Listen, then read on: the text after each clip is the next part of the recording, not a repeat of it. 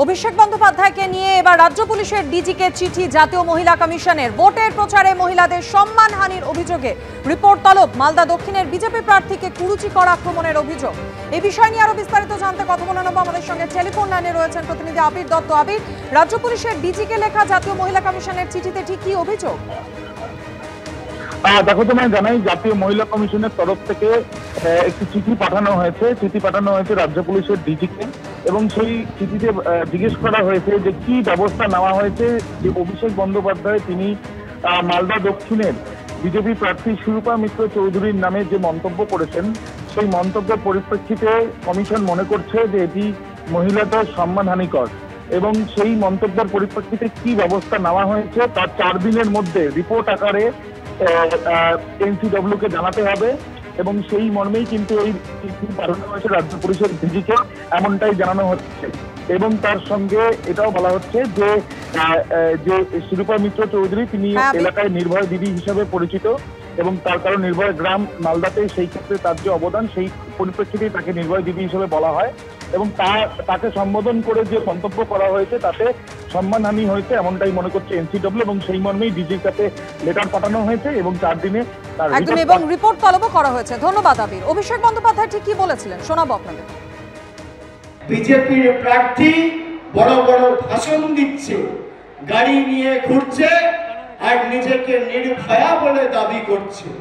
আপনি নির্ভয়া নয়, আপনি নির্মম, আপনি বেহায়া, আপনি নিরুদ্দেশ, আপনি ব্যর্থ, আপনি মানুষকে বঞ্চিত, লাঞ্ছিত, অত্যাচারিত, শোষিত করে রাখার দলের প্রতিনিধি। অন্যদিকে এসএসসি দুর্নীতির রায়ের বিরুদ্ধে ফের সরব হলেন মুখ্যমন্ত্রী। মোদী সরকার আবার ক্ষমতায় এলে মানুষের অধিকার থাকবে না, এদের আছে শুধু চাকরি কেড়ে নেওয়ার ক্ষমতা। আউশগ্রামের সভা থেকে আক্রমণে মমতা বন্দ্যোপাধ্যায়। চাকরি দেওয়ার ক্ষমতা নেই, চাকরি কেড়ে নেওয়ার ক্ষমতা। ভাত দেওয়ার ক্ষমতা নেই, তিল মারার গোসাই। নিজেরা চাকরি দেয় না, আর আমাদের সরকার যখন চাকরি দেয়, কোন ডিপার্টমেন্ট কিভাবে চাকরি দেয় সেটা সেই ডিপার্টমেন্টের ব্যাপার, আমি ইন্টারফেয়ার করি না। বলছে 26,000 টিচারকে চাকরি থেকে সরিয়ে দেওয়া হলো। আবার বলছে 1 মাসের মধ্যে 12% সুদ দিয়ে তাদের সব টাকা ফেরত দিতে হবে।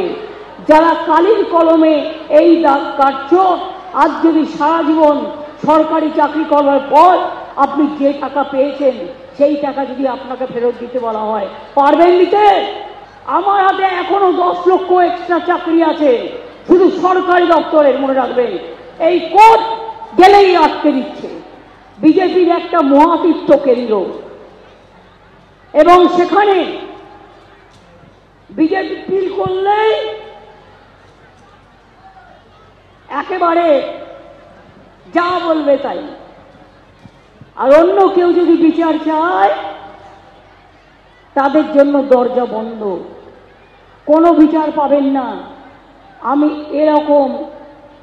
এরকম কলকাতায় এই যাদের দুর্দশা আজকে বিজেপির কথায়, যারা মানুষের চাকরি খেয়ে নিচ্ছে, ডাকাতদের বেল দিয়ে দিচ্ছে, মাফিয়াদের বেল দিয়ে দিচ্ছে, আর সবচেয়ে বড় গদ্দার যে গদ্দারি করেছে তার বিরুদ্ধে মার্ডার কেস থাকা সত্ত্বেও তাকে বলছে তাকে অ্যারেস্ট করা যাবে না।